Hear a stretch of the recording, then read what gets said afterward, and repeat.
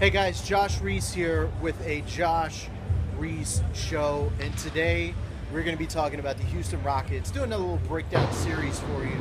And today we're going to be talking about Corey Brewer, Tyler Ennis, and KJ McDaniels. Three guys who didn't last all year long. We'll kind of talk about their contributions to the Rockets and everything they gave throughout the season. But before then, please follow my friends over at Countryside Massage here in Conroe, Texas. You'll follow them on the link below. Great people, do great work. Please follow them. They're supporters of the Josh Reese Show, and I am supporters of them.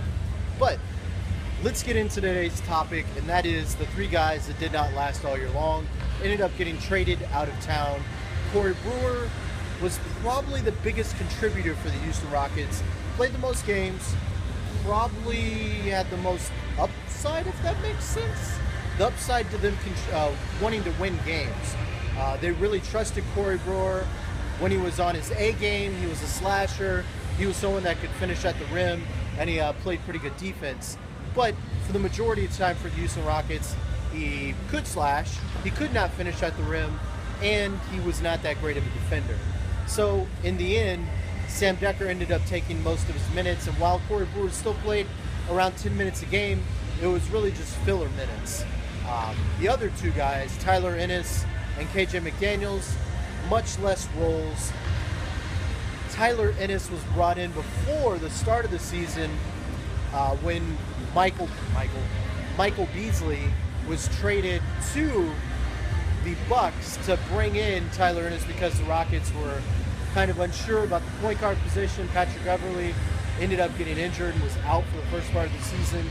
So the Rockets needed more ball handlers. And towards that end of the training camp, it was either going to be Tyler Ennis or it was going to be Pablo Prigioni making the Rockets roster.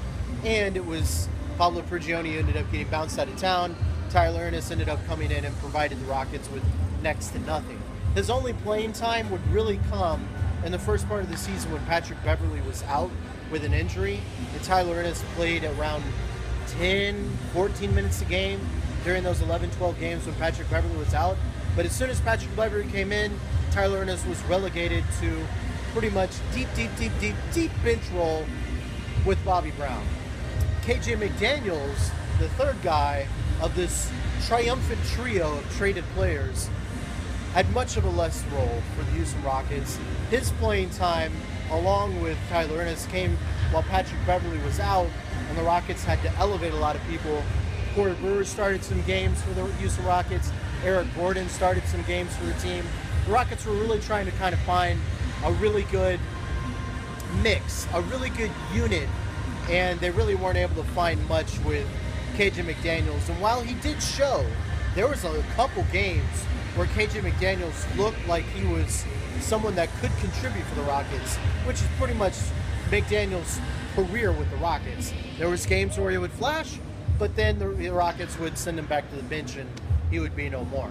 So the Rockets never really got what they wanted from KJ McDaniels, and of course he would ended up getting traded out of town. So McDaniels, since his time coming over from Philly, I don't want to say a bust, but he was certainly not warranted that contract the Rockets gave him. But in the end, they ended up cutting a lot of money from him. It's like $3 million or something like that. So I see what they did. Corey Brewer was traded for Lou Williams and a first-round pick.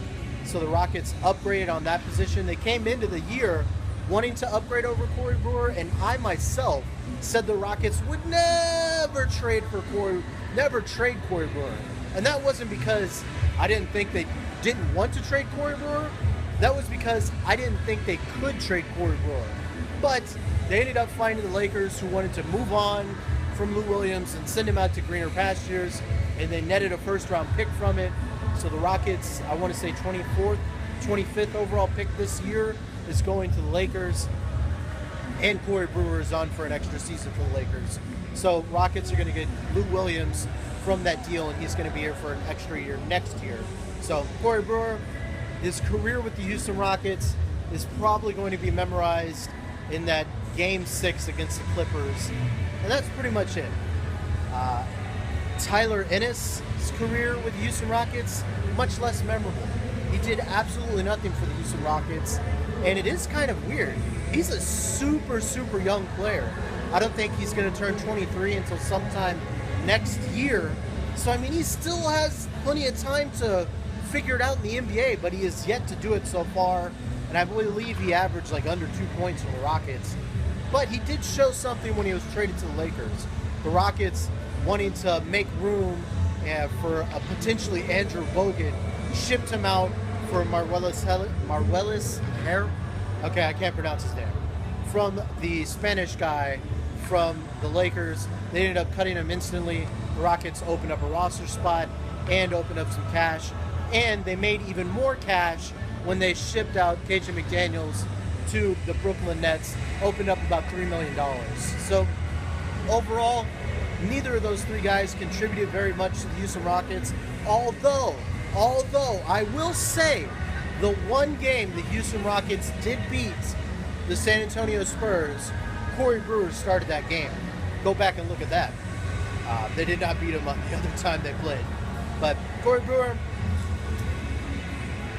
not much of a memorable career with the Houston Rockets.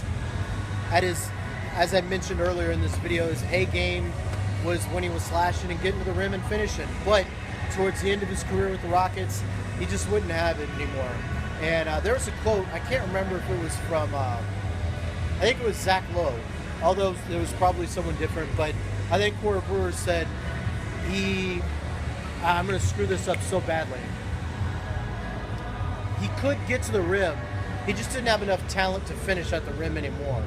That's a horrible quote. I know I screwed that one up, but feel free to tweet me and let me know that exact quote. This is a funny quote. Corey Brewer was always a very, very nice guy in the locker room, always willing to talk. Love talking with Corey Brewer, nice guy.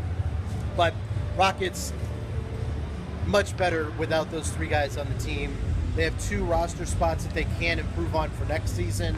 For the guys that they brought in, they really can cut those guys pretty easily. But Lou Williams is going to be a much more interesting task. We'll talk about Lou when we get there, but he'll be here for next season, maybe. But I'm going to bounce out of here, guys. I appreciate you for giving this a watch. If you enjoyed this video, got a couple things for you to do. Feel free to like, feel free to share, subscribe, comment, and follow me on Twitter at Mr. Joshua. And number 6, follow my friends over at Countryside Massage here in Conroe, Texas. They are linked below. So, please let me know what you guys thought of these 3 players in their career this season with the Houston Rockets. Let me know what y'all thought was their high moment, low moment, all that stuff. I'm going to bounce it out here, guys. I appreciate you for watching.